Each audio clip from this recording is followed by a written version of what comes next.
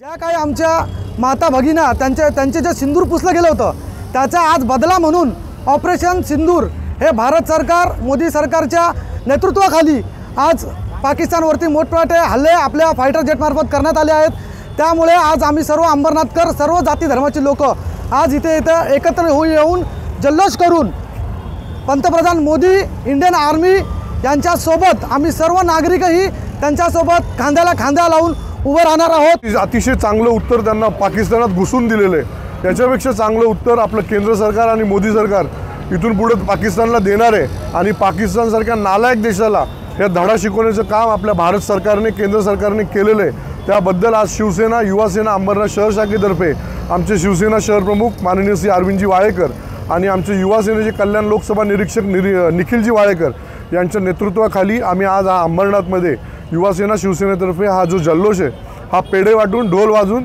साजरा केलेला आहे।